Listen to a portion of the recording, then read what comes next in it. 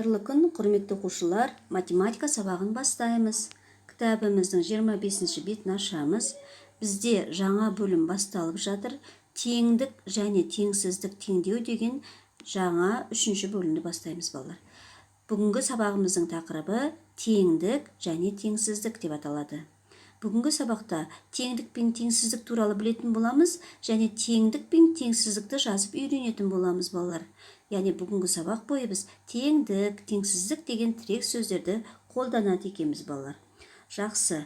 Олай болса, балалар, бірінші тапсырмаға қарап, Дарын мен Динадағы шардың саны бірдей. Қараңдар. Яғни Дарынның қолында 2 шар болса, Динаның қолында да 2 шар бар. Яғни екеуінің қолындағы шар екен бірдей екен. Оны қалай жазуға болады? Осы екеуінің шарының тең екенін, яғни 2 тең 2 деп жазуға болады екен. Бұл теңдік. Неге десеңдер, бұның ортасында теңдік белгісі бар. Егер мынандай теңдік белгісі бар, біз жазбаны көретін болсақ, оны теңдік деп атасақ болады. Яғни 2 тең 2 теңдік. Немесе айтайық, 2 қосу 1 тең 3 десек, бұл да теңдік, өйткені оның ортасында не бар? Теңдік белгісі бар екен, балалар. Яғни теңдік дегеніміз теңдік белгісі бар жазба екен, балалар. Жақсы. Келесі есепке қарайық. Келесі есепте Дарынның қолында неше шар бар?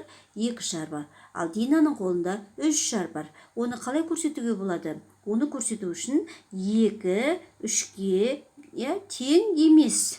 Немесе 2 кем 3-тен, немесе 3 артық 2-ден деп көрсетуге болады.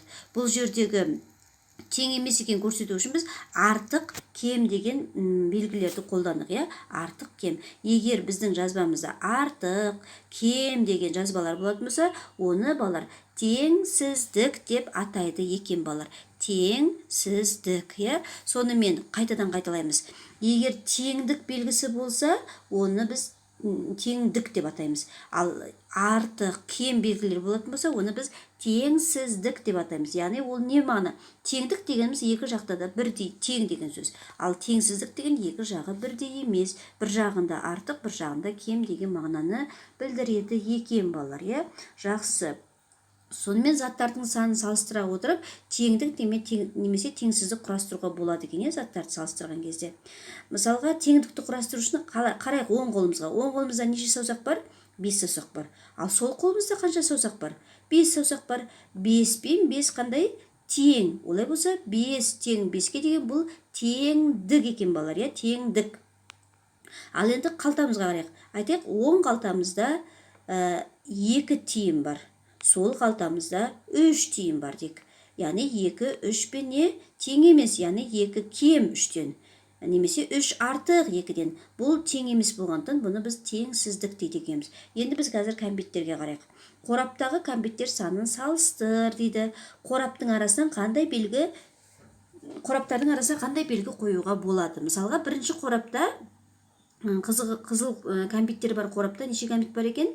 5 кәмбет бар екен. Ал жасыл кәмбеттер бар қорапта қанша? 7 кәмбет бар екен, балалар. Екі жағы тең ба, балалар? Тең емес. Олай болса 5 кем 7-ден деп жазамыз, Олай болса бұл теңдік бола ма, теңсіздік бола ма, балалар? Бұл теңсіздік. Өйткені ода тең деген белгі жоқ. Ода кем деген белгі бар. Сондықтан бұны біз теңсіздік дейміз. 5 кем 7-ден бұл теңсіздік екен, жақсы, балалар. Ары қарай теңдік пе әлде теңсіздік па дейді. А есебіне қараймыз. А есебінде қанша сапты аяқ бар? 1, 2, 3, 4, 5. Қанша тәрелке бар, балалар? 1, 2, 3, 4, 5. Яғни 5 пен 5 қандай? Тең екен, балалар. Олай болса, бұл теңдік. Яғни 5 тең 5 дегеніміз бұл теңдік. Әге қараймыз, қанша ожау бар, балалар? 1, 2, 3, 4, 5, 6 ожау бар. Қанша қасық бар, балалар?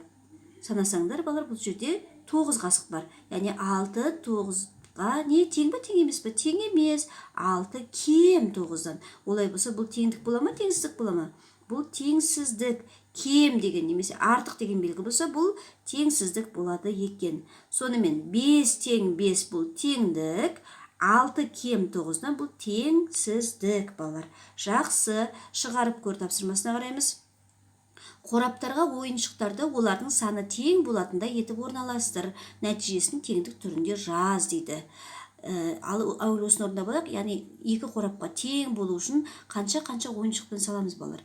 Яғни әр қайсысына, мысалы екі қоянның бірден әр қорапқа бөліп салайық. Екі қоншықты әр қорапқа бөлейік, екі тиынды бөлейік. Осылай барлығын екіден бөліп шығатын болсақ, бізде әр қорапта қаншадан болады? 6 ойыншықтан болады. Яғни 6, екінші қорапта да 6 тең 6 болады. Бұл не? Теңдік болады екен. 6 тең 6 бұл теңдік. Енді қораптарға ойыншықтарды олардың саны тең болмайтындай етіп сал дейді. Нәтижесін теңсіздік түрінде жаз дейді. Яғни біз жаңа 6-6-тан салдық па, енді бірінші қораптан біреуін алайық та, екінші қорапқа сала салсақ, бірінші қорапта қанша ойыншық қалады балалар?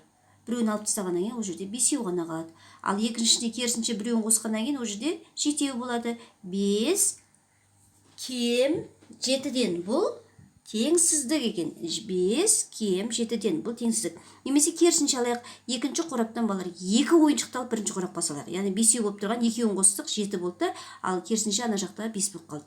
7 артық 5-тен бұл да теңсіздік екен. Осылай көптеген нұсқасын жасауға болады. Мысалға айтайық, 10 бір жағына салсақ, екіншіне 2-ақ ойыншық салсақ болады. 10 артық 2-ден деп те жазсақ болады. Бұл да теңсіздік болады екен балалар.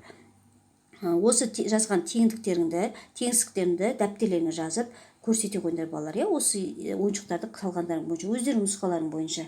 Жақсы. Енді біз орындап көр тапсырмасына қараймыз. Теңсіздік құрастыр, таразыны қалай теңестіруге болады? Теңдік жаз. Ада қарасаңдар, бірінші табағында 4 алма бар. Екіншісінде 3 алма бар. 4 3-пен тең ба, тең емес пе балалар? Тең емес. 4 артық 3-тен. Бұл теңсіздік екен. Енді тең болу үшін қайтеміз балалар? Яғни бірінші табақтан бір алманы алып тастаймыз. Сонда 3 тең 3 деген теңдік шығады екен. Олай болса дәптерімізге 3 тең 3 деп жазып алыңдар балалар. Келесіне қарайық. Әде бірінші табағында 5 алма бар. Екінші табағында 3 алма бар. Екеуі тең ба балалар? Жоқ, тең емес. Яғни 5 артық 3-тен. Бұл теңсіздік болып тұр. Ал теңдік болуы үшін мына бірінші табақтағы бір алманы екінші табаққа салсақ, қалай болады? 4 тең 4 деген теңдік шығады балалар. Осы теңдікті де дәптерлеріңе жазып алып көрсете қойыңдар балалар. Жақсы, осымен кітаптағы тапсырмамыз аяқталды. Енді дәптерге көшеміз. Дәптерде бізге суреттен теңдіктерді тап дейді балалар. Теңдік өрнегі белгіленген суреттерді дөңгелекті боя. Теңдікті жазғанда сандар мен тең белгісін пайдалан дейді. Яғни бұл жерде осындай жұмыс дәптері бар балалар ғана бояп орындайды. Жұмыс дәптері жоқ балалар тек дәптерге теңдікті не істейді? Жазады. Мысалға, мына жерде бірінші бұтақта 2 құс, екінші бұтақта 2 құс. Яғни бұл жермен теңдік жазуға бола ма, болмай ма балалар? Келе ме, келмей ме? Яғни 2 тең 2 деп теңдік жазуға келеді екен балалар. Бұны дәптер жазуға болады.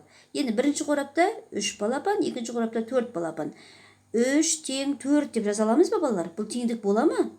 Жоқ, болмайды. Бұл 3 кем 4 деп қана жазаламыз. Бұл теңсіздік болады балалар. Бұны дәптерге жазбаймыз. Енді торларға қарайық. Бірінші торда 4 не отыр мынау? Тышқан ба? 4 тышқан, екіншісінде де 4 тышқан. 4 тең 4 деген бұл теңдік па, теңдік емес пе балалар? Теңдік. Бұны дәптерге жазуға болады екен.